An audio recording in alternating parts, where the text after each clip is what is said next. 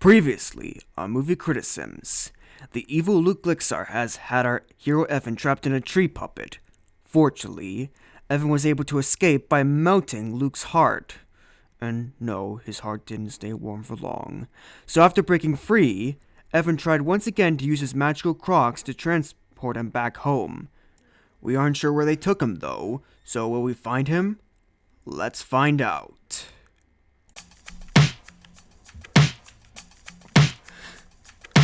I gotta tell you something right now, so get in your seat and now take a bow, cause we gotta go and start the flick. Off to the shelf to pick. Oh, we have a show to put on your screen. Trust me now, cause my work's pristine. It's time to critique a classic movie. Let's have some fun and make it groovy. It's movie criticisms of movies, yeah.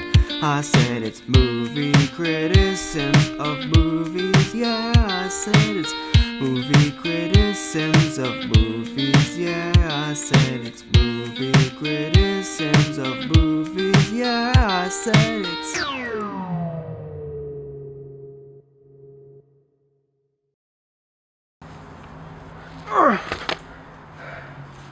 Okay, where do these crocs take me now?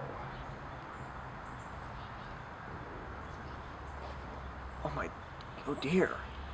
My house is in trouble. Don't worry, buddies. Evan's coming. Ugh.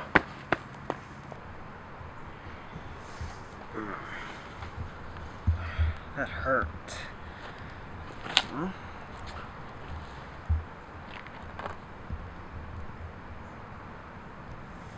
Well, I might as well just review this movie as a celebration for my return. Sam Raimi's Spider-Man is a 2002 live-action superhero adventure movie. Peter Parker is a complete nerd in his school, and everyone seems to pick on him. All of them, except for his best friend Harry Osborn and a girl named MJ. One day, while at a school field trip, Peter ends up getting bitten by, you guessed it, a radioactive spider, and receives some spider superpowers. Meanwhile, Harry's father Norman Osborn becomes obsessed with keeping his company Oscorp alive after just being exposed to an experiment of his. Also, a new supervillain called the Green Goblin is terrorizing New York City. Will Spider-Man be able to defeat him?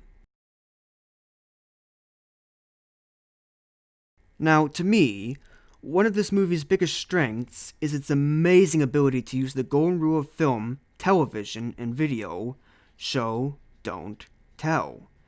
Curious what I mean by that? Well, you see, those three mediums are all visual mediums. They require eyes to tell you the story. Now, don't get me wrong.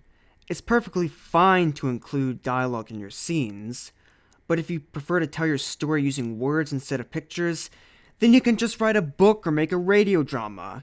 Use a medium that is fit for how you tell it. Anyway, if I had to complain about one thing, it would be a scene in the movie's second act. It's when the Green Goblin is attacking a parade in the middle of the city. While this is happening, the balcony that MJ is standing on breaks loose and starts to crumble. What is my problem with this moment? Well, it's the fact that Spider-Man, aka Peter Parker, doesn't immediately save MJ, who is his own crush. Now, I can imagine you arguing, but Evan, this movie needs to reach a certain point on its running time. Well, okay, I can accept that, but the thing is, there are better ways to do that. Why don't you just make it difficult for Spider-Man to save MJ, you know? Okay, so now I'm going to have to talk about the film's climax and ending, which means that there's going to be big spoilers. So if you don't want anything spoiled, go to this timecode now. I'll give you 15 seconds to decide.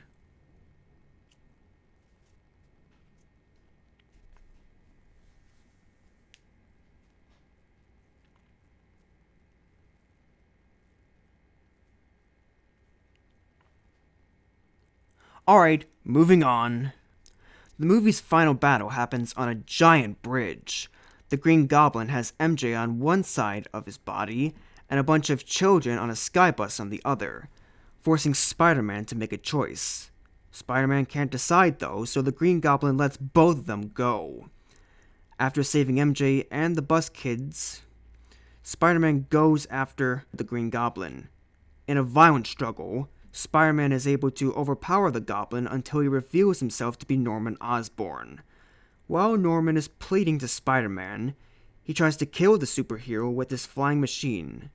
However, Spider-Man dodges the machine and it stabs Norman in the chest. His final words to Peter are, "Don't tell Harry." In the aftermath, Spider-Man takes a dying Norman back to his manor and puts him in his bed. Suddenly, Harry arrives to see Spider-Man standing next to his father. Angry, Harry attempts to kill the young superhero with a gun, but he had already vanished. After Norman's funeral, Harry tells Peter Parker that he vows to get revenge on Spider-Man for killing his dad.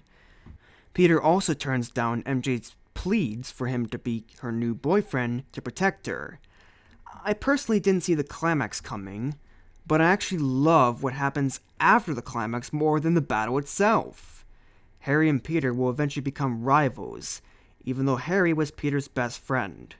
Also, the fact that MJ has been in a situation with her abusive father makes it heartbreaking when Peter chooses not to help her. I'm going to give 4 points to Spider-Man's content. Spider-Man, aka Peter Parker, is probably the most relatable Marvel superhero ever.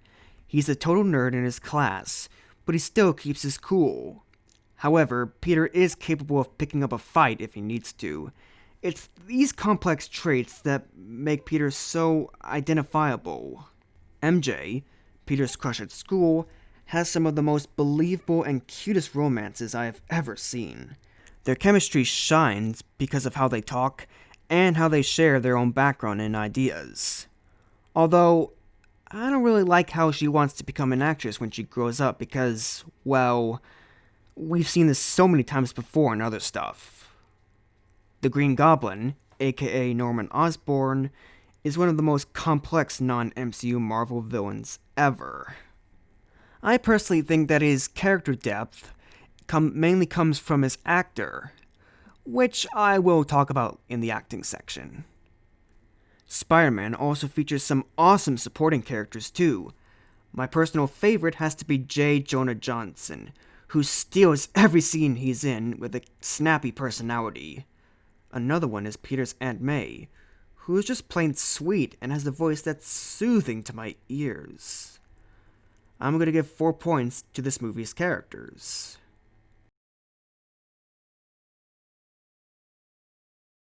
Now, I'll be honest. I rarely notice visual effects in this movie.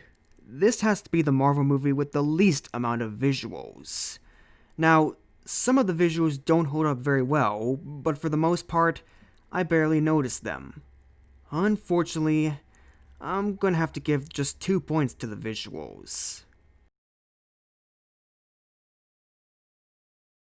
Tobey Maguire expertly pulls off the nerdy persona of Peter Parker, and there is something quite friendly about his presence.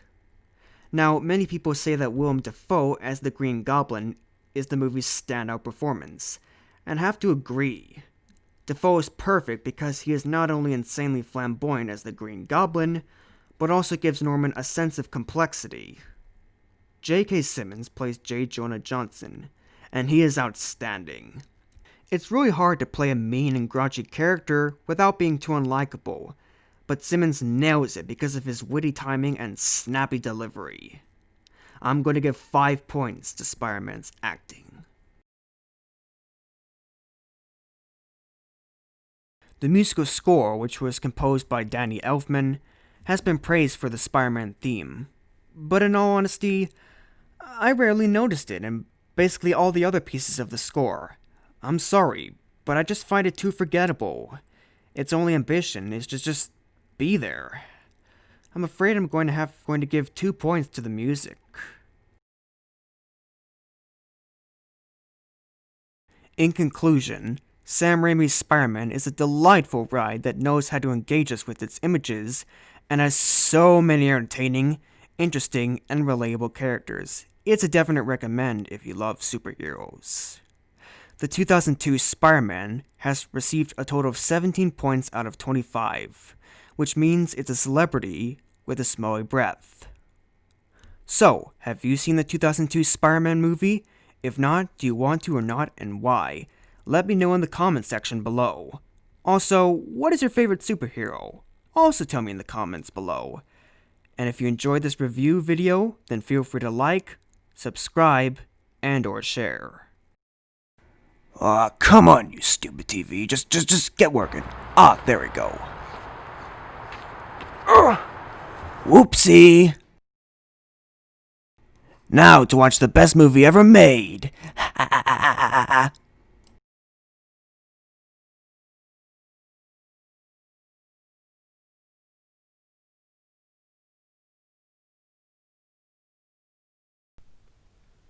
That's it. I give up. I quit. I can't do anything. I won't be coming home.